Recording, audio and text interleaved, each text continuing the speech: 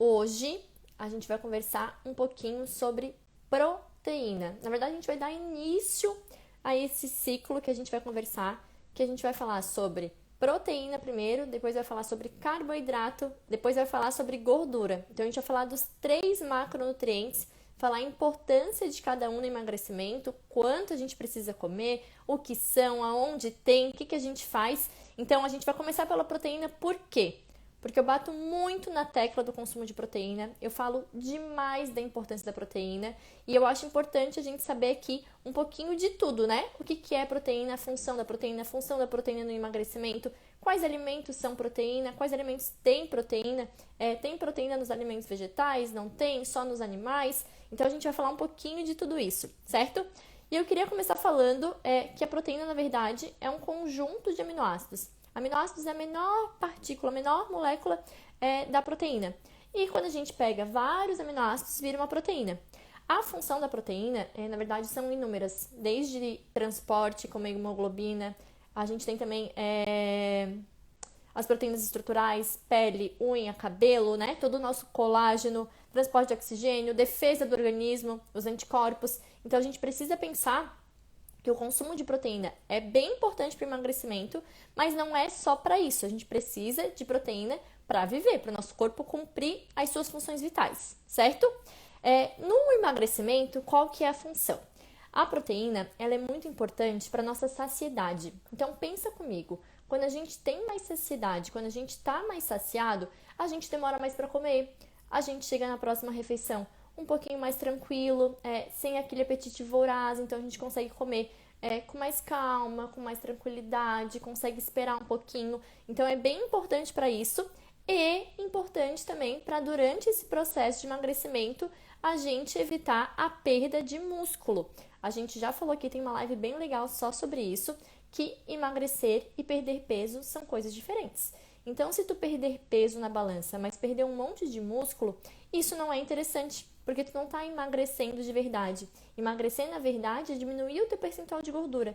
E para isso a gente precisa fazer a manutenção dessa massa magra. Então, o consumo de proteína é importante para que a gente evite perder massa muscular, certo? E aonde que a gente tem proteína? Bom, a gente tem as proteínas de fonte animal e a gente tem as proteínas de fonte vegetal. As proteínas animais são ovo, carne, peixe, frango, carne de porco. E nos alimentos vegetais, em alguns alimentos, a gente também tem proteína.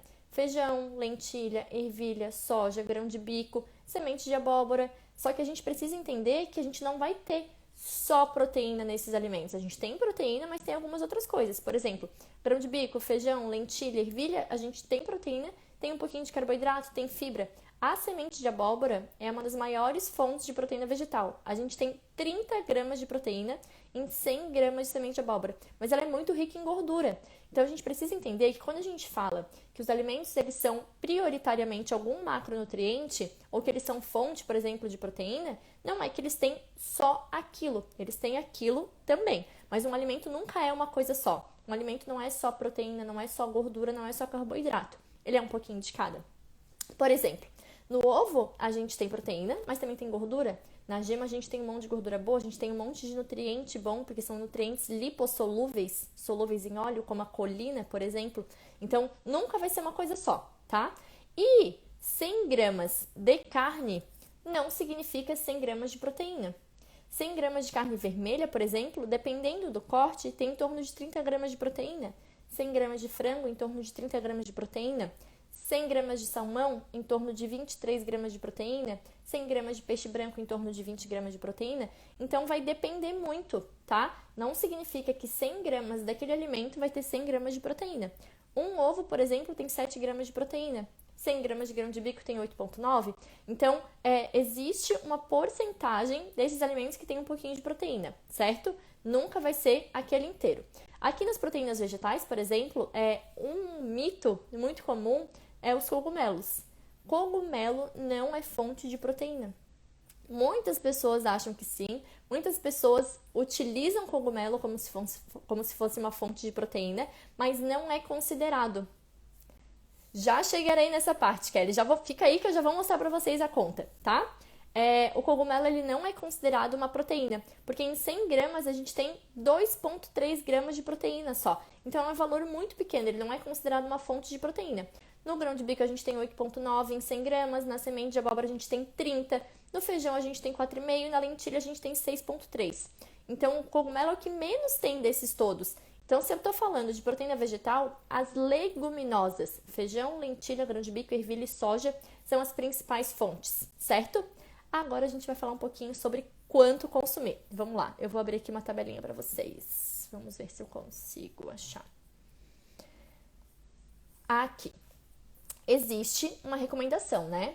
Nutrição também é matemática pura. Então, a gente vai para nutrição achando que vai fugir da matemática, mas não tem jeito. Eu acho que nenhum curso foge da matemática, né?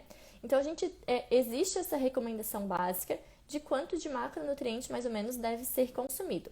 Ó, ali na recomendação básica da proteína, uma dieta normal deve ter de 10 a 15% de proteína.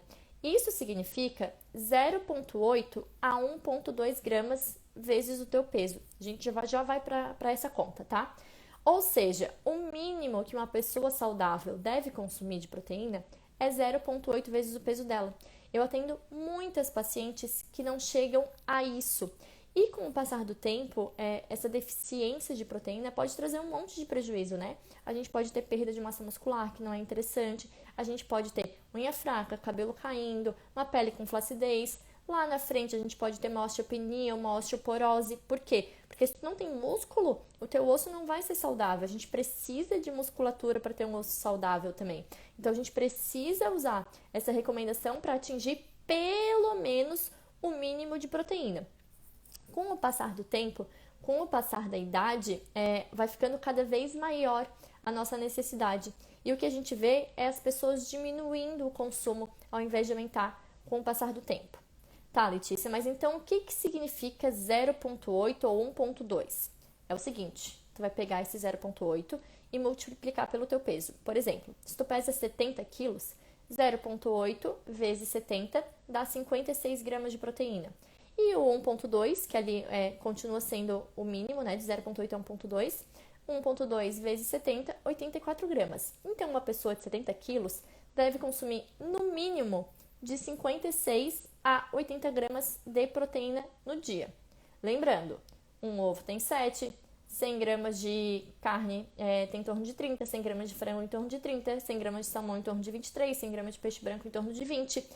No Engrena a gente tem tabela disso tudo, tem uma aula só de proteína mostrando tudo, a gente calcula junto com as meninas, porque o consumo de proteína para o emagrecimento é essencial na saciedade, evitar perder gordura. O músculo é um tecido ativo, gasta mais calorias do que a gordura, então a gente não pode querer emagrecer só na balança, querer ver esse peso indo embora, querer perda de peso e não economizar músculo e deixar nosso músculo todo embora. Depois recuperar esse músculo é muito difícil e é um prejuízo enorme para a nossa saúde a gente deixar esse músculo ir embora, certo? O que acontece? Uma dieta hiperproteica vai de acima de 1,2 até uns 2,4 gramas, tá? Eu não gosto de chegar a 2,4, porém no emagrecimento pode ser interessante a gente aumentar um pouquinho, sim.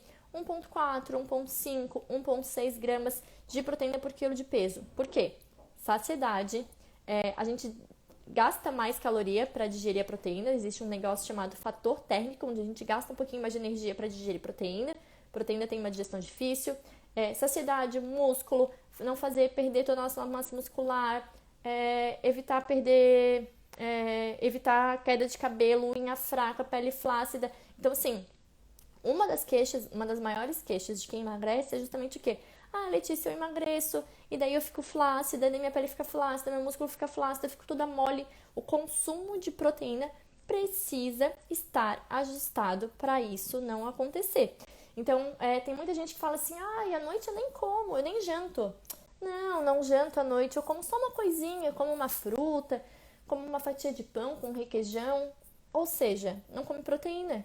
Então, muitas pessoas comem proteína só no almoço. Só que o ideal seria a gente consumir proteína em pelo menos 3 refeições.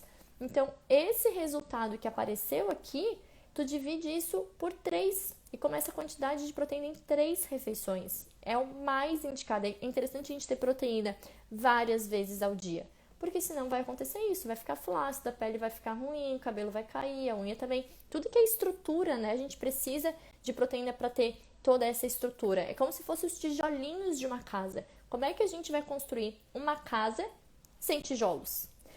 E aí entra uma pergunta bem comum também.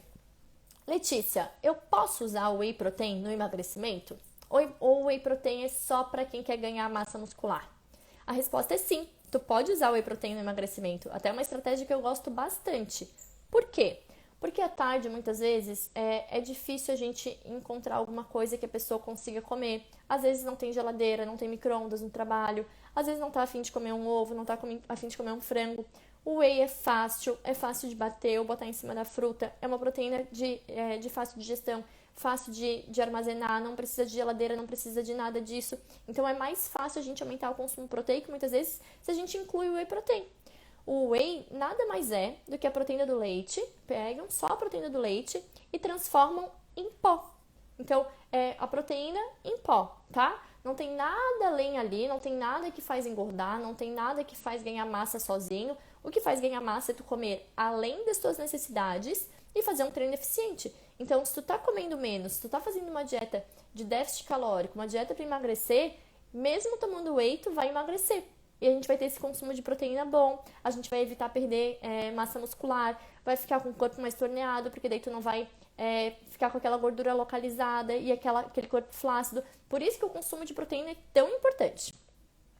A Kelly está perguntando se o melhor para o emagrecimento seria o isolado. Kelly, a diferença do isolado para o concentrado, em termos de carboidrato, é muito pequena. O concentrado tem cerca de 3 gramas a mais de carboidrato só. Não tem problema nenhum ser concentrado. Quem que não pode tomar whey concentrado? Quem tem alguma intolerância à lactose, tá? Porque daí tem o carboidrato do leite é a lactose. Então, o whey concentrado tem mais lactose. Tem algumas pessoas que ficam com algum desconforto, sabe? Com distensão abdominal, com gases por causa da lactose. Mas, falando em emagrecimento, pode ser o concentrado sim. A quantidade de carboidrato é irrisória, certo? Então, a gente deve consumir essa proteína 3 vezes ao dia. À tarde ou de manhã, se tu não consegue botar proteína, pode ser um whey, não tem problema nenhum, certo? O que vai te fazer engordar ou emagrecer é o total de calorias. Então, não importa o que tu vai comer, se tu conseguir fazer esse déficit calórico. É isso que é importante no emagrecimento. Porém, não adianta também a gente fazer um déficit calórico e não se atentar ao consumo de proteína. A gente vai perder massa muscular, a gente vai perder bastante peso, mas não vai ser de gordura, nosso percentual de gordura pode aumentar e aí, na verdade, tu não teve emagrecimento. Tu só perdeu peso e mesmo assim tu pode ter engordado, certo? Então, era isso que eu queria falar hoje. Eu espero que tenha ficado claro. É lógico que tem muito mais coisa. Na verdade, essa é uma aula completa do Engrena. Essa é uma aula que a gente dá muitas vezes ao vivo para calcular junto, né? Uma aula que tem 30 e poucos slides, aqui eu tô vendo. Aqui eu coloquei 2, coloquei um pedacinho para vocês, porque eu acho sim que é muito importante. Eu acho sim que a gente precisa entender o que o nosso corpo precisa. E eu acho que a gente precisa ser responsável por isso, né? Como é que a gente vai ser responsável se a gente não entende, se a gente não sabe o que precisa ser feito, certo? Então é isso, meninas. Muito bom tê-las aqui comigo. Muito obrigada. E a gente se vê na próxima, tá?